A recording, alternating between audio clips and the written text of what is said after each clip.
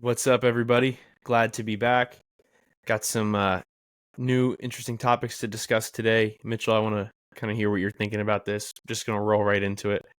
We were talking a little bit earlier about optionality and what role that plays in your life, career, kind of just in general. So I'm curious just if you could just pick up where we left off and kind of tell us a little bit about what does that look like? How can it hurt? How can it be helpful? When? How does timing affect that? I'll just turn that over to you so you can kind of elaborate. Yeah, for sure. So it's a topic I like to think about, especially in the context of career development. I'll start with some just definitions. Optionality, basically your range of choices or your range of options on the table. And those may be things that you can actually access. Those options may be defined as things you're actually interested in pursuing, given the current state or stage you're at in your life or career. So options aren't always necessarily things that are immediate opportunities that you can access today. Sometimes they're just things like directions that you want to head with your life or career.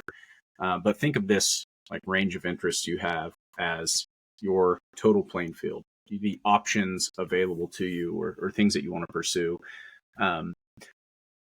There's a lot of ways optionality comes into play in your life and career, and especially as it relates to like you as a young adult starting out your journey. I think that there's an immense amount of pressure when you're just starting out to there's an immense amount of pressure to feel like you've got to choose one perfect thing. I think that's the way that we grow up thinking about our education and careers is you got to find one perfect thing to hone in on, and that's what you're going to do for the rest of your life, and it's going to be awesome, and you got to find your purpose or follow your passion and all of that. The other reason that there can be a ton of pressure at that junction in your life, though, is because there's just such a wide range of possibilities. And typically at age 17, 18, even 22, the level of awareness and context you have about all those different possibilities is typically very low. And so optionality can be something that, it causes a lot of paralysis by analysis, but at the start of your career, it can also be a really good thing.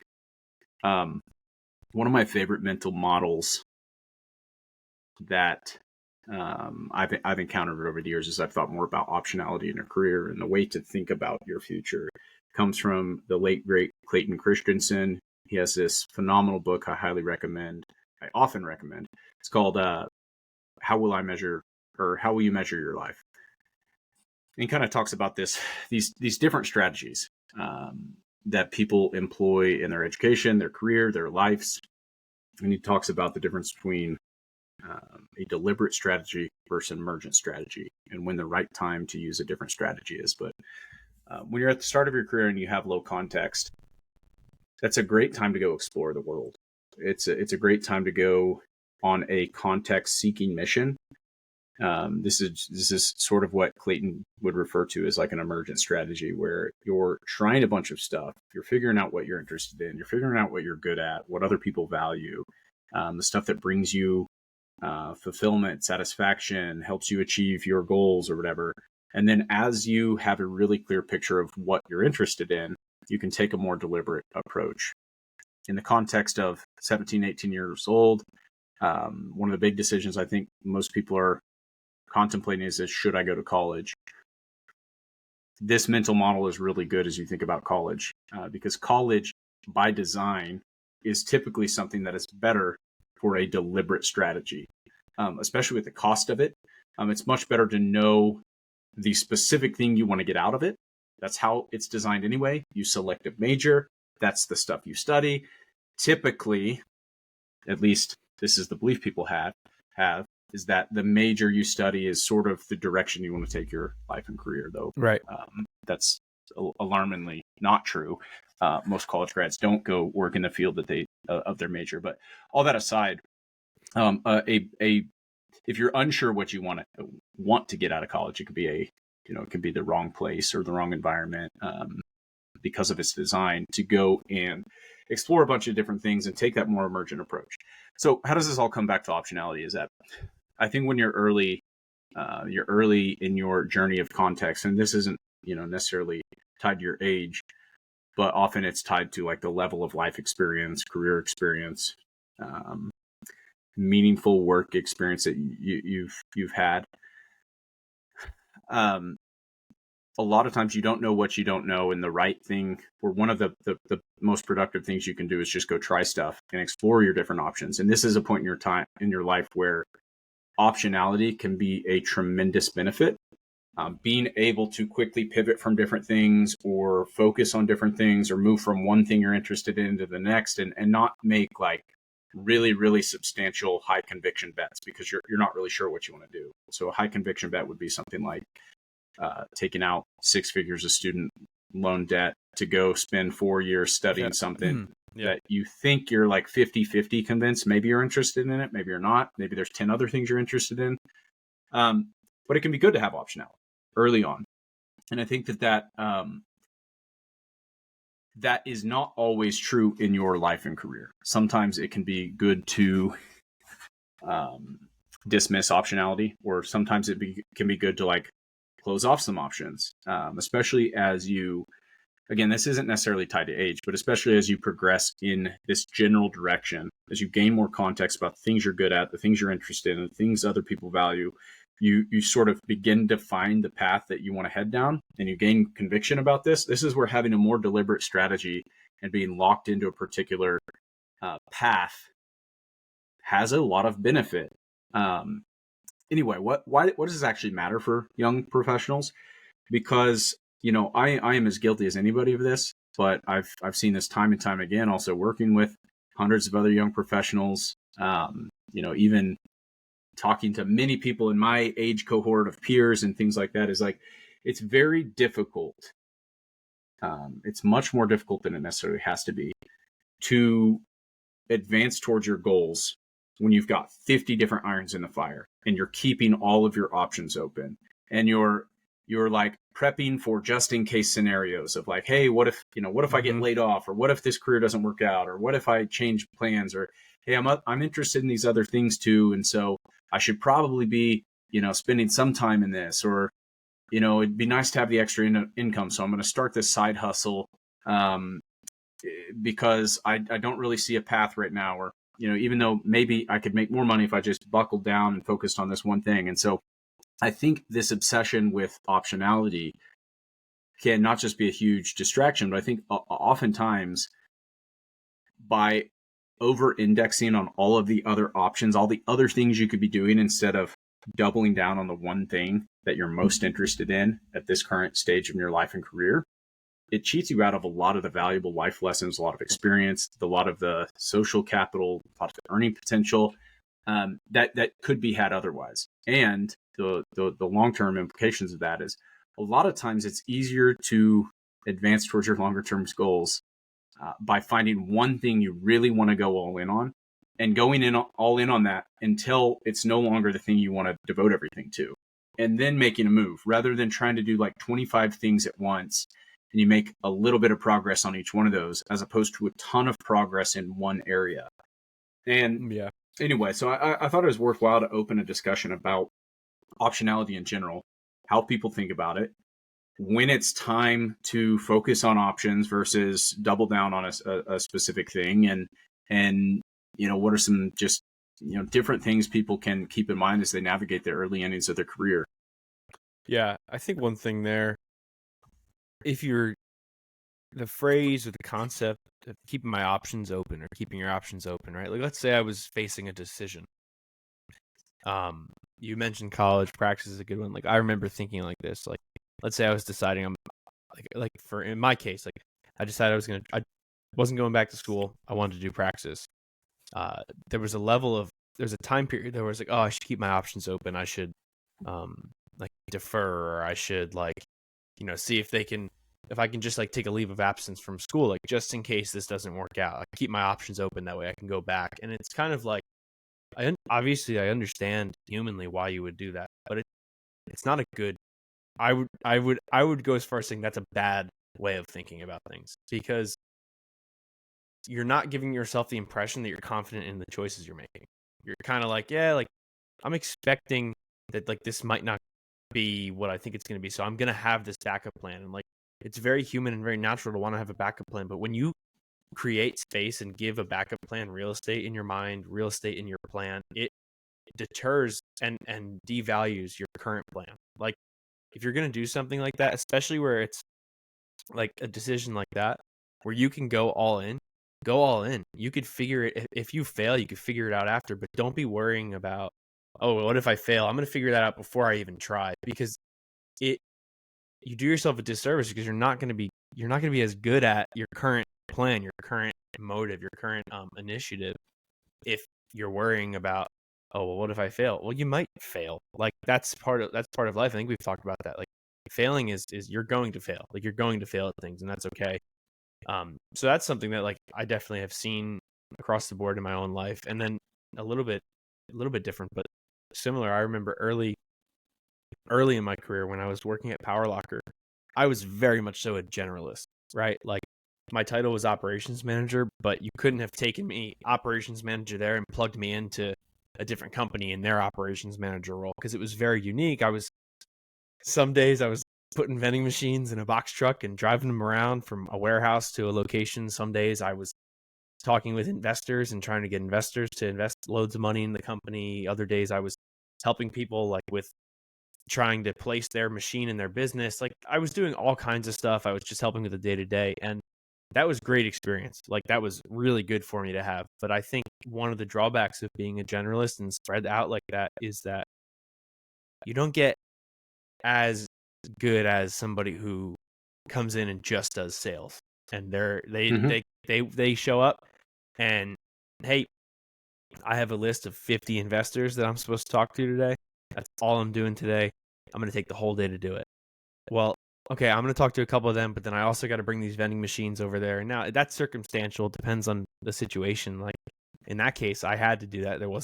That's just how, there wasn't a lot of manpower to split it up that way. But that's a drawback of being a generalist, right? Like that's one of the things. And I think if you're somebody who's susceptible to overthinking, that model of, oh, I have all these options is a killer for you because you'll never feel like one of them is right. So sometimes it just takes what you're talking about, the intentionality of being deliberate. Like, okay, hang on. My goal is to have a high influence on my income and do that early on so that I can build up a good amount of savings and kind of come up with a plan for, what I want to do next in my future. So I'm going to do sales. I'm going to focus just on sales. Like I'm going to find a job or a company that needs help with selling.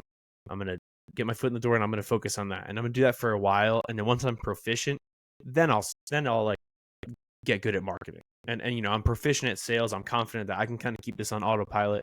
And I want to understand marketing because I want to start a business. And in order to start a business, I kind of have to be subject, like I have to kind of be an expert in multiple different areas here. So there's sometimes having those options at the beginning can, if you don't have a discipline to just say, I'm going to pick this and I'm going to go do it, that can be detrimental. So I think that's something to watch out for early in your career. Is it's awesome to have those options, but know that if you pick one and decide I'm going to get good at this for a while, it doesn't mean you're not going to, like, just because if you're 20 and you're like, okay, I'm going to be in sales right now, you don't have to stay in sales for the rest of your life.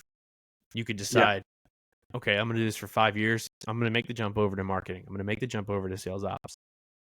That's another component of it too. I don't know if you had something to say in response to that, but Yeah, well, I think there's nothing wrong with starting out as a generalist early in your career, especially if you don't really know what direction you want to go. In many ways, that can be a great first step because you can build context across many different domains. You can begin to build like at least a modicum of proficiency across a bunch of different domains. That can be a much stronger place to begin compounding than I'm going to just go all in on this one thing, even if I'm not totally sure.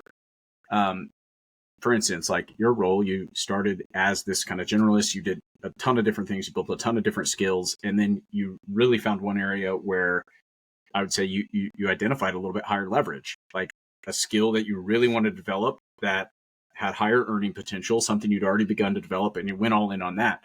And the rate of acceleration in that particular skill area was very high because you'd already had all this different context across different areas of business, different skill sets. Yeah. As opposed to like just diving into learning sales out of the gates, probably still would have been successful, but like you had more context to give you more certainty that this is a skill you wanted to build. And what I've also often seen, and I did this early in my career too, is because you're interested in everything, you've kind of naturally have this aversion to doubling down on just one skill. Because like early in my career, I didn't want to get pigeonholed. I knew I wanted to be an entrepreneur. I knew I wanted to learn how to run a business, but I didn't want to be like just on one specific skill track. And so I was always trying to do like 20 other things outside of the one thing that I was, hired to do. Even though I really tried to build proficiency in one skill area, I was always doing all these other things. Now, my career ended up unfolding in a way that it was like, that was a good move for me because of where I wanted to head. But it was also a little bit later after I had already had a little bit more clarity in this, at least still vague direction. Like I knew I wanted to run a business someday. I knew that there were all these different skills that I lacked, and I knew I needed to begin developing proficiency on them. I wasn't sure how they were going to pan out or what types of roles that was going to be in the future, but it was like I was taking a deliberately generalist approach. I think back to earlier in my career, though, this is, when I thought I was going to go to law school, and I've told this story in different contexts in previous episodes. I've told this in the Playbook newsletter as well. But when I was in my early 20s, I thought I was going to go to law school. I was working for this attorney, very successful attorney. He gave me a piece of advice that was great advice, but it was given to the wrong person in the wrong stage of his journey. I had started a freelance photography business on the side. I was doing that. I was making some extra money. It was something I was really interested in. I was telling everybody I wanted to go to law school, but I wasn't still 100% sold. I was still hoping like maybe I'll figure something out in advance for that. As far as my boss knew, I wanted to be an attorney. Like I wanted to go to law school and I wanted to be an attorney. And so he didn't have all the context, but he told me, he's like, hey, if you want to be a serious attorney someday, that's really the path you want to go down, you need to stop messing around with all these other things. You need to like not be spending half your time running a freelance photography business, doing all these other things. He's like, you need to be willing to go all in because it's very difficult. It's challenging. And if you want to be great, not just average, you need to go all in on this. And at that point in my life and my career journey, I did not want to listen to that advice. And I thought it was terrible advice. It turned out it was great advice, but it was just wrong given the context of my situation. I was still in this early phase where I was exploring things, this emergent, the early phases of this emergent strategy where I was trying different things. I was attempting to gain clarity about what I wanted to do longer term. And what he was telling me is, in order to have success along a specific dimension, you need to be willing to forego the other cool things you could be working on because this thing is the top priority for you. And I wasn't in a place of my career or like just self-awareness. Also just like didn't have the right level of context. Where I wasn't in the right stage where that advice was right because I wasn't 100% sure that was a direction I wanted to head. And so as I got older, that advice ended up being great. Like you need to find the things you really want to go all in on. And that doesn't mean you need to sign up for that one career path, that one skill for the rest of your life. Oftentimes it can be sprints, like 6 to 12 months. There are many different points in time earlier in my career where I was working in early stage startup. I had a ton of different responsibilities. I had oversight over a lot of different departments, a lot of different functions, but there were often points in time where it was like, this quarter, this is my focus. And it's this driving this specific metric in this specific part of the business. And so not only am I going to obsess over this thing, I'm also going to go into hyperdrive on like adding to my skill set, my network, learning additional things, like building proficiency in a different additional softwares and, working with other people in other departments. Like I'm going to go all in on this. And sometimes it was like six to 9, 12 months at a time where I'd really go deep on a particular topic and skill. And I repeated that for 5 or 6 years in my career. And, over time, even though I had taken this more deliberate approach as a generalist, over time, because I kind of took this more deliberate approach across different skills as well, like those skills began to compound and I developed really deep proficiency in a lot of different areas and I had better context to do it. But on the other side of that, I felt like that exercise, even though it was kind of accidental at the point in time, like on the other side of that, I had much higher conviction about the things I wanted to do. And I'd reached a point in time where I was like, okay, I'm willing to burn the boats, if you will, and kind of go away from being totally obsessed with all these different domains into being a little bit more focused on specific things that I want to be good at, specific direction I want to take my career, the specific type of business that I want to work at, the way I want my life and career to look. And that took a lot of time. It took a lot of trial and error as well. But I think a lot of times when you're uncertain, the tendency is instead, I'm just always going to be thinking about other things rather than taking the shorter term approach to deliberately focus on one thing, even if there's other things you're interested in. And that's how optionality, especially as you get a little bit farther along in your career, is kind of just endless obsession with all the other things you could be doing. It can really be impairing. It can prevent you from growing, even in short bursts in your career. And in the long run, I think that it can also prevent you from unlocking the conviction you have about the things you really want to do. Yeah.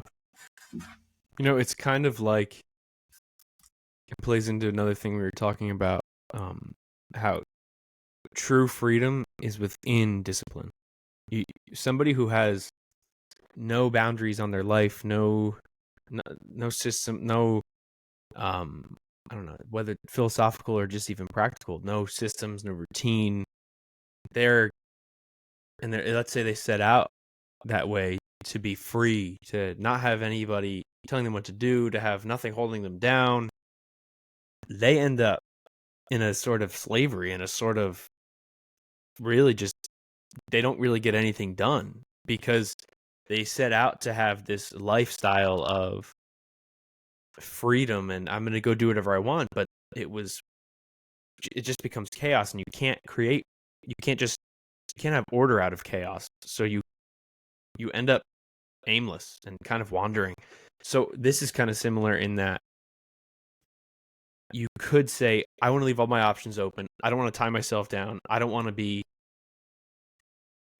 committed to any one of these things. I want to make sure I have all of them on the table. But then if you don't just say, here's what I'm going to do, here's how I'm going to do it, this is the playing field, I'm going to play within these parameters and see how it goes, I'm going to get great at this. If you don't do that, well, then you're not going to get good at any of them, and then you're not really going to have any freedom, because if you're not good at any of them, then you can't leverage any of them. And if you can't leverage any of them, you're not going to be able to bring value to a business, and you're not going to be able to create a business and bring something of value to a marketplace. But if you have a discipline there, this is general life principle also applied to your career. If you have a discipline when it comes to your career, even if it's in how you're going to explore like these different things, like okay, you might say, I'm going to spend the next 6 months, like you were saying, all in on this. And I know I have these other interests, but I'm going to spend this next period of time on this. Well, that's a discipline. That's a boundary. You set a parameter. And there's actually true freedom in that because you give yourself more leverage, which is kind of interesting. It's like we have a tendency, I think, just as people to say, yeah, no, I want to just go do this without any regulation. I don't want anybody telling me what to do. It's very natural to feel that way. But then you end up kind of shooting yourself in the foot. So I think it's really interesting how what we think we see at first is quite the opposite. Yeah, well, I think there's something to be said about imposing restraints on yourself in order to work towards the thing that you think you want, at least on the short term. So the way I think about this actually is, so I'll tell a story about earlier in my career and life. Like I grew up very academically inclined. I knew from a young age I wanted to go to medical school. I wanted to be a pediatric neurosurgeon. This is a very prestigious academic path. There is a known route to that. And maybe there's some variance within the different paths, but like for the most part, you're going to go to the most prestigious college you can. You're going to do as well as you can in school. You're going to like get into the best medical school. You're going to follow that path. It's somewhat predictable how to get there. Now the costs are certainly, costs fluctuate, how long it takes, the level of intensity, all that kind of thing. But I spent probably the first 20-ish, 21-ish years of my life, and it's probably until I was, my early teens where I started taking that goal seriously. So let's say like I spent 10 to a dozen years entirely focused on this specific outcome. And so from that outcome, from that like target I was aiming at, there was this sort of like range of behaviors and things that I knew I needed to do. And there was this range of behaviors and things that I knew I needed to avoid. Things like don't go to jail, like things like, which means like, don't go be hanging around with people who are bringing you down or who are not taking their future seriously. Yeah. Do as well as you can in school, participate in extracurriculars, like get some experience, talk to as many people as you can who are already, farther ahead. There's like all these sort of things. So anyway, I set my sights way up here. Started working towards that thing as focused and deliberately as I could. And about a year or two into college, I realized this is not the path that I want to go down. In fact, there's this other thing that I think I'm interested in. There's like 4 or 5 other paths that I might be interested in. I'm not really sure the right way to go there. But the thing that is important is I was aiming here, and I developed a ton of discipline to get me to this particular goal. And then I realized there was a different route I wanted to take. But even though some people look at that and they think you wasted all that time. And I used to think about this too. It's like I wasted all this time, wasted all this energy aiming at a target that I didn't end up doing. And I'm kind of a failure for that. I wish I could have all that time and energy back. But along the way, because I had this very specific aim and it required a lot of discipline, a lot of work, a lot of the habits that I formed along the way, and a lot of the relationships I built, a lot of the knowledge and insight I picked up along the way, that still set me up for success even when I changed targets. Like I had already built this awesome infrastructure where it's like I knew I have confidence because I can look, I had this goal, I knew I was on track to work towards that. I was doing the right things. I saw sort of this relationship between, okay, goal, good behaviors, progress, goal, bad behaviors, regress. And that gave me a much better springboard to then pivot and find this other thing. Now, if I'd spent the first, those same 10, 12 years instead, totally aimless and just kind of going with the flow, I'm sure I still could have figured it out. Like I have a lot of confidence in myself to figure things out.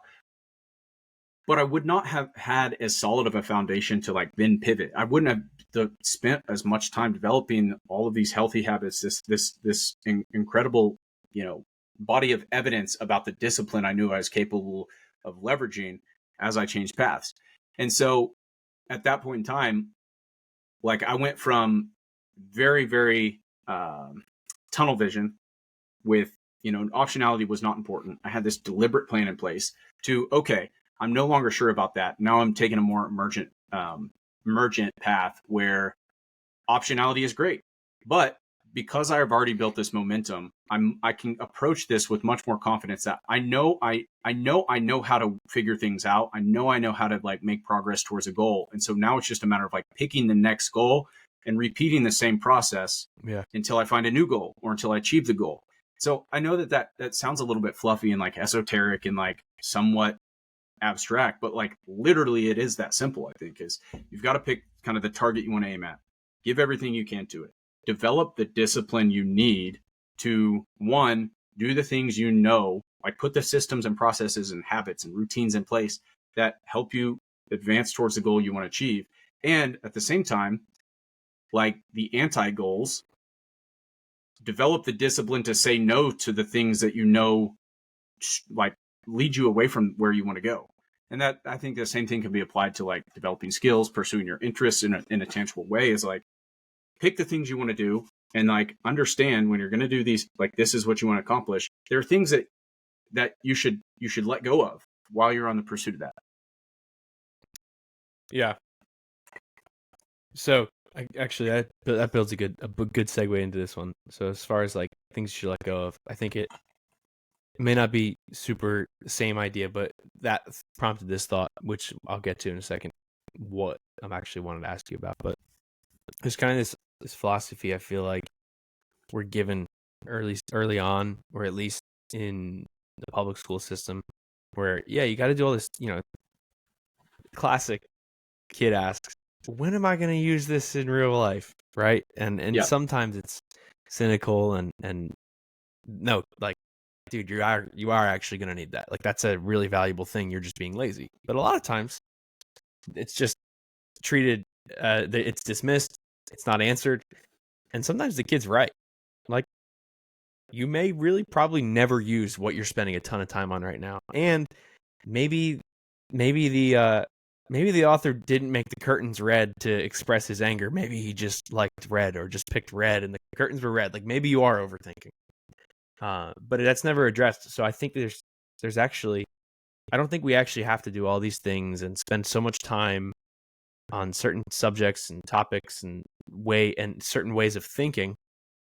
I don't think we have to do them. I think there should be an intentionality to everything we're doing. This kind of ties into what the book you and Isaac wrote, Don't Do Stuff You Hate, which when I read, I loved, because I was like, wait, this is a great concept. And there's so many little nuggets in here that just make sense. So could you illuminate that a little bit, or speak a little bit on what is that? What does that mean? Like, don't do stuff you hate. And it kind of explained like, it's actually pretty practical. Like, if you're really hating this thing and there's not a necessity for you to do it, or it's not like, don't do it. Like, if you don't need to do it, don't do it. Focus on things you're actually like fired up about. I don't know. I guess I would like to hear how you would present that idea today.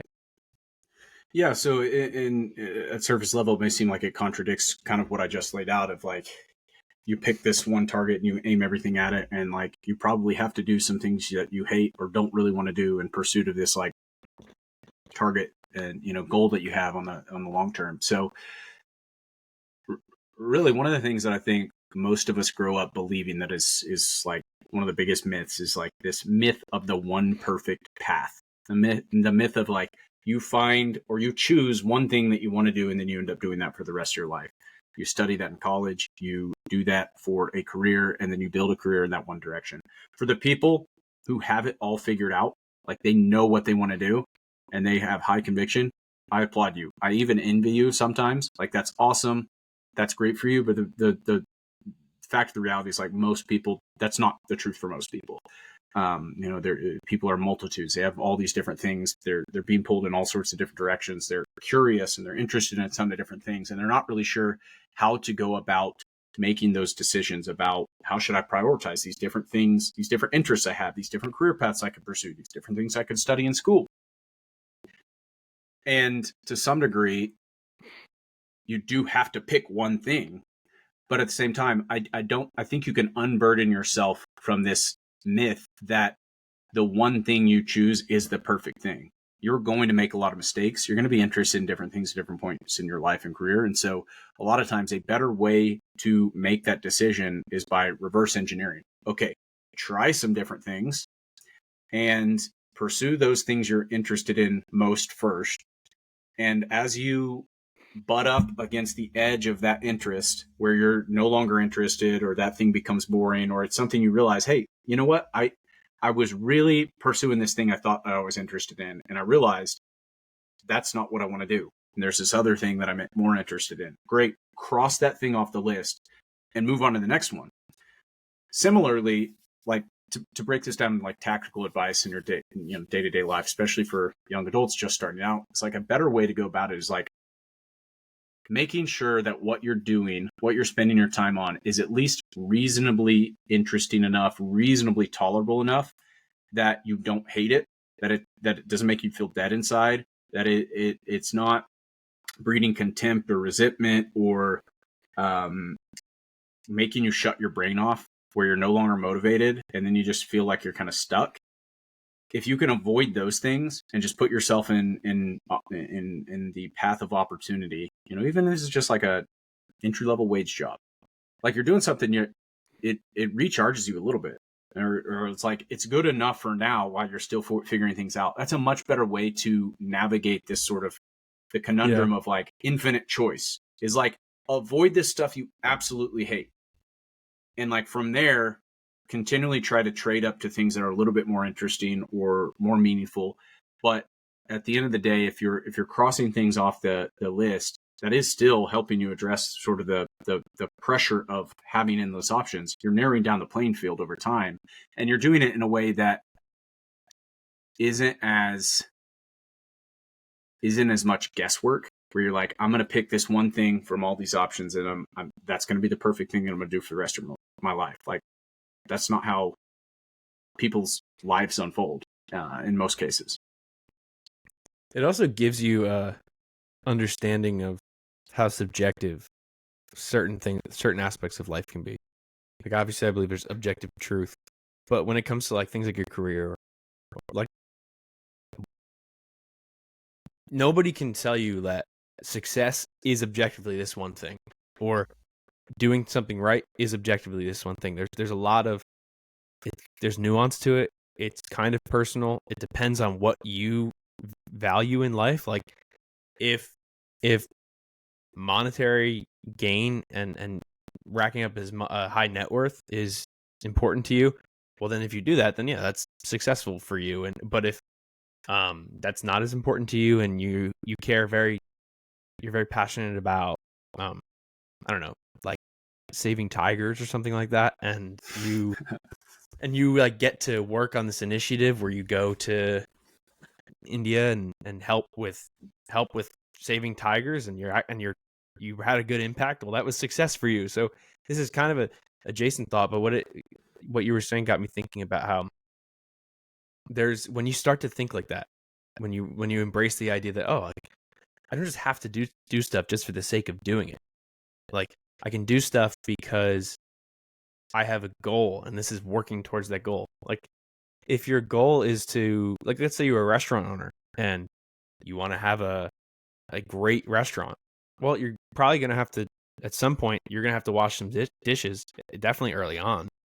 Well, like, you probably don't actually enjoy washing dishes, but that doesn't fall into the stuff you hate category, because you love this idea of having a successful restaurant. That has to happen for your restaurant to do well.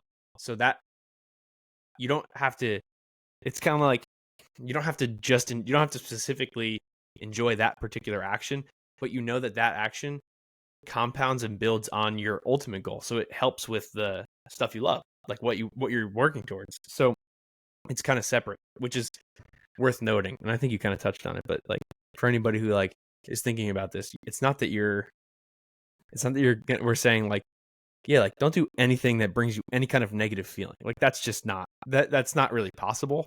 And also, that wouldn't be productive. But yeah, it's just the perspective of, it's almost just a mindset shift of, no, this is this thing moving you in the direction you want to be moving in? And if it's not, well, then you probably shouldn't allocate any of your time or resources towards that thing. Yeah, and I think that there's a gut impulse reaction that people may not see how the thing that they're interested in now translates into the thing they think they want to do longer term. And so the gut impulse reaction is like, I should quit this, I should move on. That's not what I'm saying at all. Is I think sometimes when you're unsure about whether the thing you're doing now, like the job you have, the skill you're building, it's still something that's like reasonably adjacent or in line with what you're interested in, but you're not sure if it's playing off, I think at the end of the day, it's like, is this valuable experience? Am I getting something from this? What could I be doing instead? Like, that's a good question to ask. What's the best use of my time over the next 3 months, 6 months, 12 months? Washing dishes may be the only way you can get your foot in the door working in a restaurant and getting experience. And so if the alternative means I have no opportunities to work in a restaurant, I know I want to work in a restaurant, that may be the best accessible path or option for you right now. And so with that, armed with that context, it's easier to see, okay, this is actually productive compared to what I could be doing instead. And that's really, honestly, that's kind of beginning to talk about the idea of opportunity cost, is the things you forego so that you can say yes to one particular choice. But so to back up and talk a little bit more about what we were just what you're just laying out here, is I think there's a lot of people out there and gurus and advice out there that kind of puts forward this idea that like goals are bad and having systems is a better way. And there's like, a lot of other people just say goals are bad to have. But the reason I'm a huge advocate of setting personal, professional, financial, career goals, relationship goals, like whatever goal, contextualize your life within a series of small goals. They don't have to be like, here's what I want to be at 30 or 50, because a lot of times I think those much longer term goals can be potentially hazardous.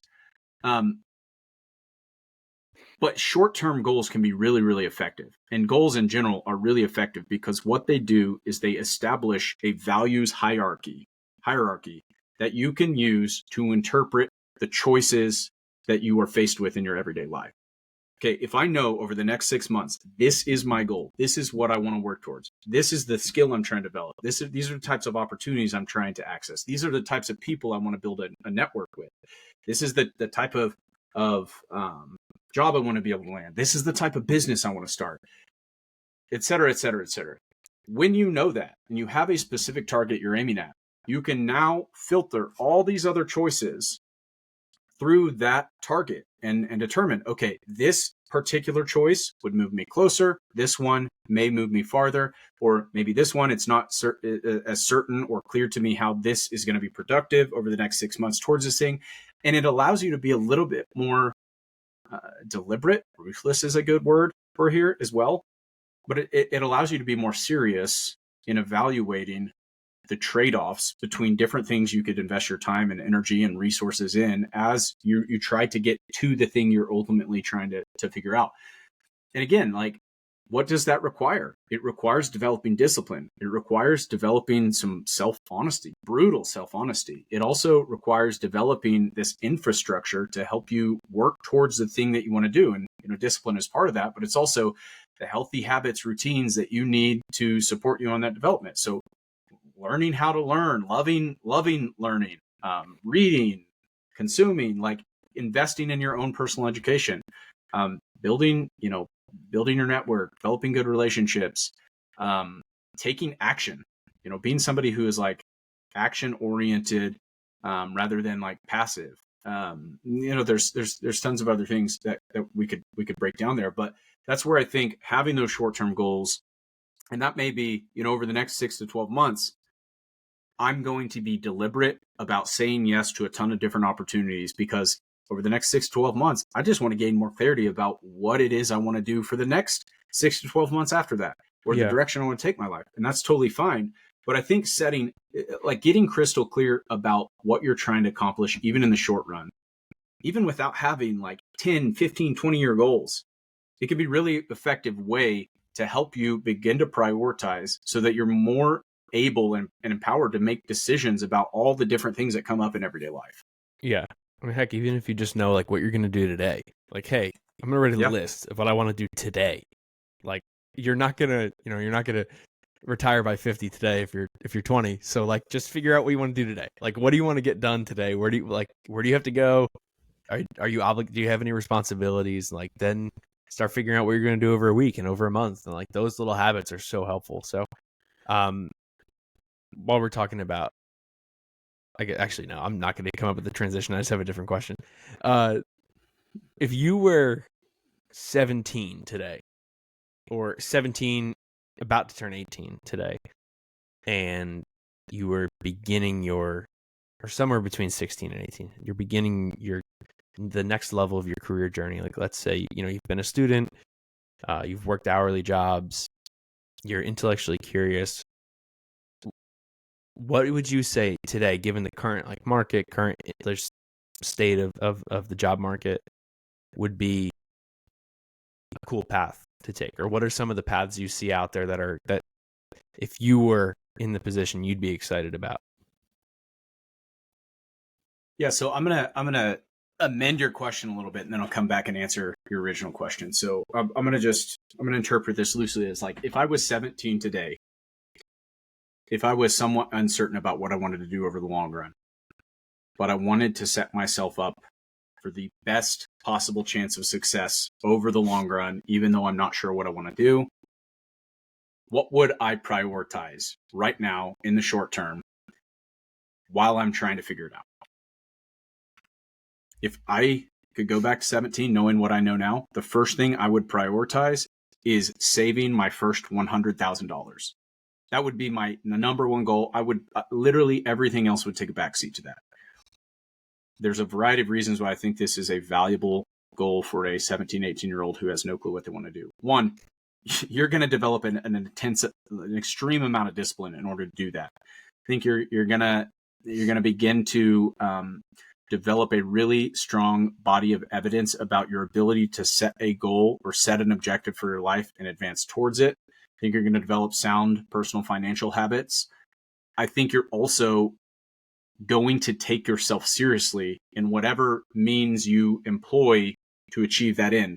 So if you're working a part-time job, the typical job a 17-year-old can get, you're going to show up, you're going to be punctual, you're going to be a great employee, you're going to soak up that experience, you're going to be the best possible version of yourself that you can, because that is servicing this bigger picture short-term goal that you have of reaching this income opportunity.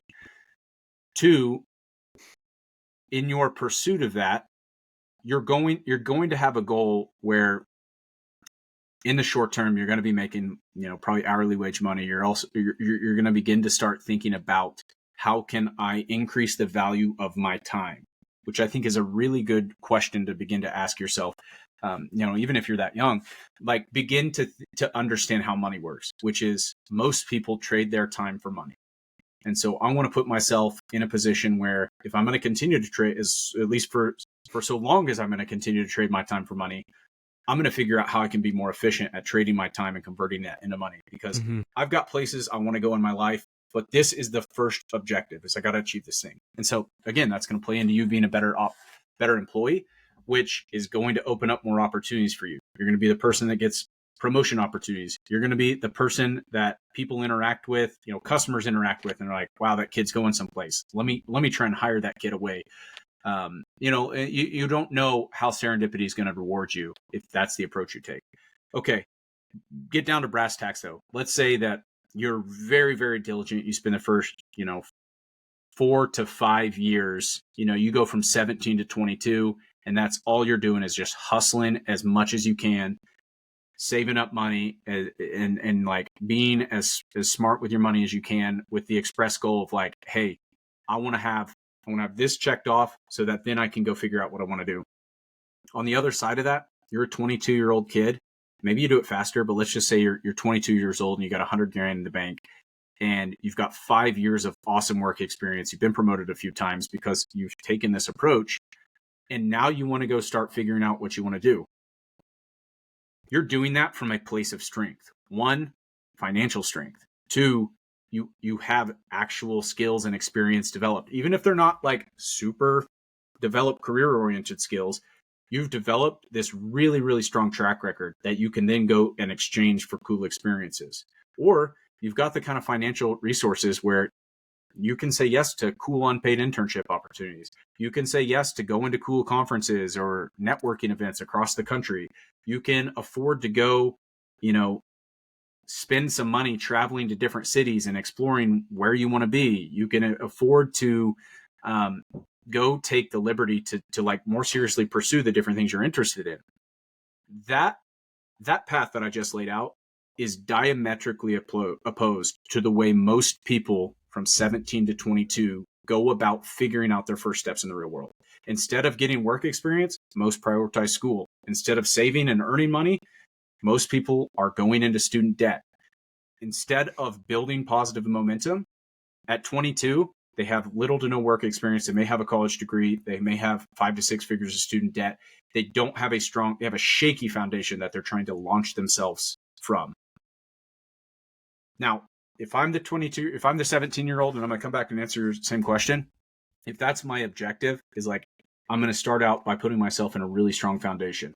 Now, I also want to take an active interest in trying to figure out the right paths, like the best skills that I can build, the right industries that I can position myself in, outside of my intense obsession with hitting that financial goal, outside of my day job, outside of, the hours that I'm hustling financially, I'm going to go meet as many people as I can. I'm going to talk to every professional that I can. Anytime somebody comes I'm working the lumber yard at Lowe's. Like anytime somebody pulls up in a nice truck, or they like seem like they're successful, or they seem like they're doing something cool, I'm going to ask them, hey, what do you do for a living?